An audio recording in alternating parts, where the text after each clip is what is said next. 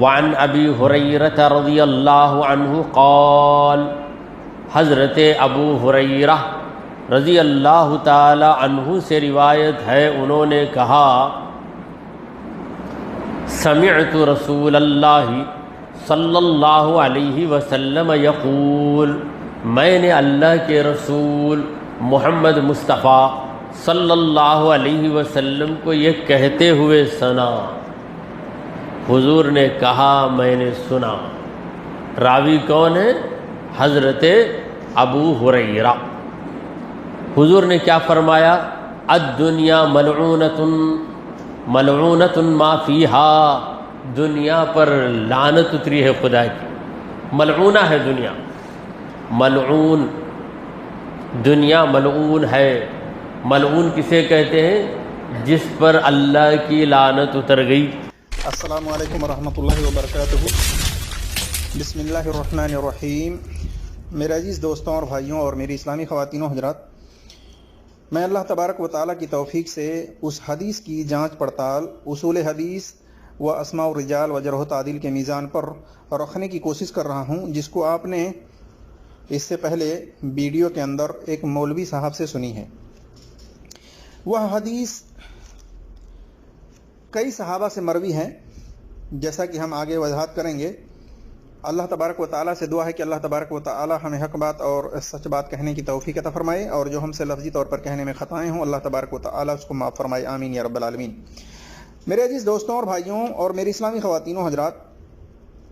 یہ حدیث ابو ہریرہ رضی اللہ تعالیٰ عنہ سے ہے مرفوع، اور ابو سعید الخدری رضی اللہ تعالیٰ عنہ سے بھی ہے مرفوع، اسی طرح سے ابو درداء رضی اللہ تعالیٰ عنہ سے بھی ہے مرفوع، اور عبداللہ بن مسعود رضی اللہ تعالیٰ عنہ سے بھی مرفوع یہ حدیث موجود ہے، اور کچھ ابو درداء رضی اللہ تعالیٰ عنہ سے یہ موقوفاً بھی ہے۔ تو آئیے ہم دیکھتے ہیں یہ حدیث کچھ اس طرح سے ہے۔ ابو ہریرہ رضی اللہ تعالیٰ عنہ کے تعلق سے جو حدیث منسوب ہے، کہ مختصر طور پر اس حدیث کا مفہوم یہ ہے کہ دنیا ملعون ہے اور جو کچھ ہے وہ سب ملعون ہے، یعنی لعنتی ہے، سوائے اللہ کی یاد اور اس چیز کے جس کو اللہ پسند کرتا ہے، یا عالم یعنی علم والے اور علم سیکھنے والے۔ یہ حدیث ابو ہریرہ رضی اللہ تعالیٰ عنہ سے سلسلۃ الحدیث صحیحہ حدیث نمبر 2988 2797 پر شیخ البانی رحمۃ اللہ علیہ نے نقل کی ہے۔ اسی طرح سے امام ترمذی نے سنن ترمذی کے اندر حدیث نمبر 2322 پر نقل کی ہے،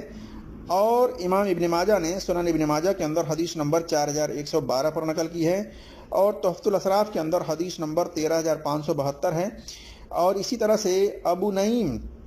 کی الجہد صفحہ نمبر 62 اور حدیث نمبر 126 پر ہیں، اور جامع البیان ابن عبد البر کی جلد نمبر 1 صفحہ نمبر 135 حدیث نمبر 135 پر ہے۔ آئیے ہم دیکھتے ہیں اس کی سند کے اندر علت کیا ہے، خامی کیا ہے۔ تو یہ جان لیجئے کہ اس کی سند ضعیف ہے، کمزور ہے، غیر ثابت ہے، با سند صحیح ثابت نہیں ہے ابو ہریرہ رضی اللہ تعالیٰ عنہ سے یہ حدیث، کیونکہ اس حدیث کے اندر علت یہ ہے، خامی یہ ہے کہ اس کی سند کے اندر ابن شعبان نے عطا بن قرۃ سے بواسطہ عبداللہ بن زمرہ السلولی بواسطہ ابو ہریرہ سے یہ روایت بیان کی ہے۔ اس حدیث کو شیخ البانی رحمۃ اللہ علیہ، حافظ زبیر علی زئی رحمۃ اللہ وغیرہ نے حسن لکھا ہے، امام ترمذی نے حسن غریب لکھا ہے، لیکن اصول حدیث و اسماء الرجال و جرح و تعدیل کے میزان پر نہ یہ حدیث کی سند حسن ہے اور نہ حسن غریب ہے۔ اس کی سند کے اندر علت کیا ہے، خامی کیا ہے، وہ ہم آپ کے سامنے رکھنے کی کوشش کرتے ہیں۔ تو دیکھیے اس کی سند میں ایک راوی ابن شعبان ہے، اس کو اکثر محدثین نے اختلط، یعنی آخری عمر میں اس کا حافظہ خراب ہو گیا تھا، جس کی بنا پر یہ خطا کرنے لگا، اس سے خطا ہونے لگی، تو اس بنا پر اکثر محدثین نے اس کو کمزور قرار دیا، ضعیف قرار دیا ہے۔ دوسرا راوی عطا بن قرۃ کی توثیق ابن حجر نے اور حافظ ذہبی نے کی ہے، کچھ متاخرین و متساہل محدثین نے۔ ان کے علاوہ کوئی خیر القرون کے متقدمین محدثین میں سے کسی نے بھی اس کو ثقہ نہیں قرار دیا ہے۔ اس بنا پر اس راوی کی روایت بھی ضعیف ہے۔ اور علی بن مدینی جو کہ متقدمین محدثین میں سے ہیں، انہوں نے اس راوی کے بارے میں کہا لا عرفا، کہ معلوم نہیں یہ کون ہے، اس کی حالات زندگی کے بارے میں پتہ نہیں ہے۔ اسی طرح سے ابو ہریرہ رضی اللہ تعالیٰ عنہ سے مرفوع حدیث دوسری جگہ پر ہے، دوسرے کتب حدیث میں امام دار قطنی نے الافراد کے اندر جلد نمبر 2 صفحہ نمبر 296 پر نقل کی ہے۔ اسی طرح سے امام بہقی نے شعب الایمان کے اندر جلد نمبر 2 صفحہ نمبر 229 پر نقل کی ہے، اور ابن الجوزی نے فی الواہیات کے اندر جلد نمبر 2 صفحہ نمبر 796 پر نقل کی ہے۔ اس کی بھی سند ضعیف ہے، کیونکہ اس کی سند کے اندر سفیان ثوری مشہور مدلس ہیں، انہوں نے ان سے روایت بیان کی ہے، سما کی صراحت نہیں کی ہے۔ اور دوسرا راوی عطا بن قرۃ ہے، جو کہ مجہول الحال ہے، اس کو کسی بھی متقدمین محدثین خیر القرون کے ثقہ صدوق نہیں قرار دیا ہے۔ اسی طرح سے عبداللہ بن زمرہ، یہ تابعی ہیں، ان سے بھی مرسل روایت ہے، جیسا کہ شرح سنہ کے اندر جلد نمبر 14 صفحہ نمبر 229 230 حدیث نمبر 4028 پر ہے۔ اس کی سند مرسل ہونے کی بنا پر ضعیف ہے، کمزور ہے، غیر ثابت ہے۔ اسی طرح سے اس کی سند میں عطا بن قرۃ، یہ مجہول الحال راوی ہیں، اس کی حالات زندگی کے بارے میں پتہ نہیں۔ اور اسی طرح سے ابو سعید الخدری رضی اللہ تعالیٰ عنہ سے مرفوع حدیث ہے، جامع البیان ابن البر کی جلد نمبر 1 صفحہ نمبر 133 حدیث نمبر 133 پر۔ اس کی سند بھی ضعیف ہے، کیونکہ اس کی سند کے اندر خالد بن معدان عن ابی سعید الخدری سے یہ روایت ہے۔ اس سند کے اندر خامی یہ ہے، علت یہ ہے کہ راوی عبد الملک بن حبیب المسیسی یہ مجہول الحال راوی ہے، اس کی توثیق اس کو ثقہ یا صدوق کہنے میں متقدمین محدثین سے ثابت نہیں ہے، یعنی ان سے کہنا ثابت نہیں ہے۔ اسی طرح سے دوسرا راوی محمد بن ابی دلیم کی توثیق بھی مطلوب ہے، اس بنا پر اس کی بھی سند ابو سعید الخدری رضی اللہ تعالیٰ عنہ سے کمزور ہے، با سند صحیح ثابت نہیں ہے۔ اسی طرح سے ابو درداء رضی اللہ تعالیٰ عنہ سے یہ حدیث مرفوع ہے، ابو نعیم کی کتاب الجہد کے اندر صفحہ نمبر 62 میں حدیث نمبر 127 پر۔ اس کی بھی سند ضعیف ہے، کیونکہ اس کی سند کے اندر راوی خداس ابن مہاجر کو ابو حاتم الرازی نے کہا کہ مجہول الحال ہے، اور جن لوگوں نے اس کو مستقیم الحدیث قرار دیا تو اس کی یہ بات محل نظر ہے، کیونکہ جب راوی مجہول الحال ہے تو اس کی بات معتبر نہیں ہو سکتی۔ اس بارے میں آپ دیکھ سکتے ہیں ابو حاتم رازی کی کتاب الجرح و تعدیل میں، اور اسی طرح سے ابن حجر کی کتاب لسان المیزان میں جلد نمبر 2 صفحہ نمبر 394 پر، اور مجمع الجوائد کے اندر امام حیثمی کی جلد نمبر 10 صفحہ نمبر 222۔ اور اسی طرح سے اس کی سند کے اندر ابن جابر، جو کہ عبد الرحمن بن یزید بن جابر ہیں، یہ شکہ ہے، اس کو کچھ لوگوں نے ضعیف قرار دیا ہے، حالانکہ اکثر محدثین کے نزدیک یہ ثقہ ہے۔ بہرحال یہ جو روایت ہے ابو درداء رضی اللہ تعالیٰ عنہ سے، یہ بھی ابو نعیم کی الجہد میں یہ بھی سندن ضعیف ہے۔ اسی طرح سے ابو درداء رضی اللہ تعالیٰ عنہ سے مرفوع حدیث مسند سامعین کے اندر طبرانی کی حدیث نمبر 602 میں نقل ہے، لیکن اس کی بھی سند ضعیف ہے، کیونکہ اس کی سند کے اندر وہی راوی خداس ابن المہاجر مجہول الحال ہے، حالات زندگی کے بارے میں پتہ نہیں ہے۔ اسی طرح سے دوسرا راوی محمد بن ابراہیم بن شاری ہے، یہ بھی مجہول الحال ہے، اس کی بھی حالات زندگی کے بارے میں کچھ پتہ نہیں۔ اسی طرح سے ابو درداء رضی اللہ تعالیٰ عنہ سے موقوفاً یہ روایت ہے ابن المبارک کی الجہد کے اندر صفحہ نمبر 185 میں حدیث نمبر 543 پر۔ اسی طرح سے جامع البیان العلم کے اندر ابن عبد البر کی جلد نمبر 1 صفحہ نمبر 134 پر حدیث نمبر 134 میں۔ اس کی بھی سند ضعیف ہے، کیونکہ اس کی سند کے اندر انقطاع ہے، جس کی بنا پر ضعیف ہے، کیونکہ امام احمد بن حنبل رحمۃ اللہ علیہ نے کہا خالد بن معدان لم یسمع من ابو درداء رضی اللہ تعالیٰ عنہ، یعنی خالد بن معدان نے ابو درداء رضی اللہ تعالیٰ عنہ سے نہیں سنا ہے۔ انقطاع ہونے کی بنا پر یہ سند جو ہے ضعیف ہے، کمزور ہے، غیر ثابت ہے۔ جیسا کہ آپ دیکھ سکتے ہیں المراسل لابن ابی حاتم کی صفحہ نمبر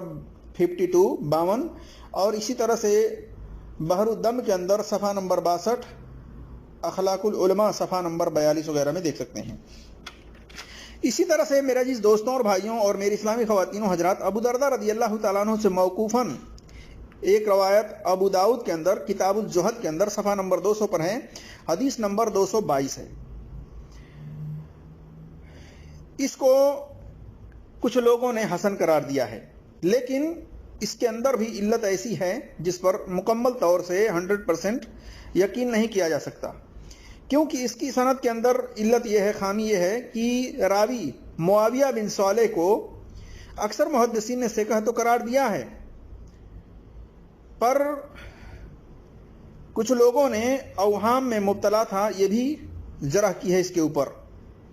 ابو حاتم رازی نے اس کو صالح الحدیث حسن الحدیث قرار دیا ہے، لکھا ہے، لیکن ساتھ ہی یہ بھی بات لکھا ہے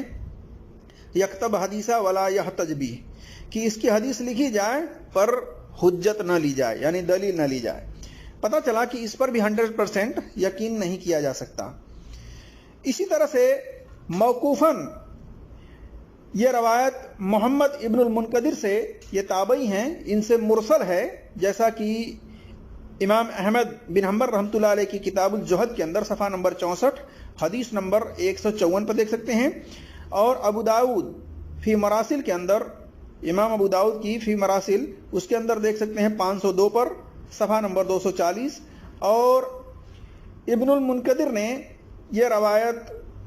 کہیں ڈائریکٹ نبی صلی اللہ علیہ وسلم سے نقل کی ہے، تو کہیں ان ابی اپنے والد کے حوالے سے نقل کی ہے۔ تو اس بارے میں ابن الجوزی نے علی المتناہیہ کے اندر اس کو نقل کیا ہے حدیث نمبر 1331 پر۔ اس کی بھی سند ضعیف ہے، کیونکہ اس کی سند کے اندر سفیان ثوری مشہور مدلس ہیں،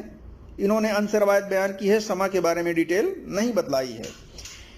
اس بنا پر ایک تو مرسل ہونے کی بنا پر ضعیف ہے، اور دوسرا ان کی تدلیس کی بنا پر بھی اس کی سند ضعیف ہے۔ اسی طرح سے جابر رضی اللہ تعالیٰ عنہ سے مرفوع یہ حدیث ابن ابی حاتم کے اندر حدیث نمبر 1863 پر ہے،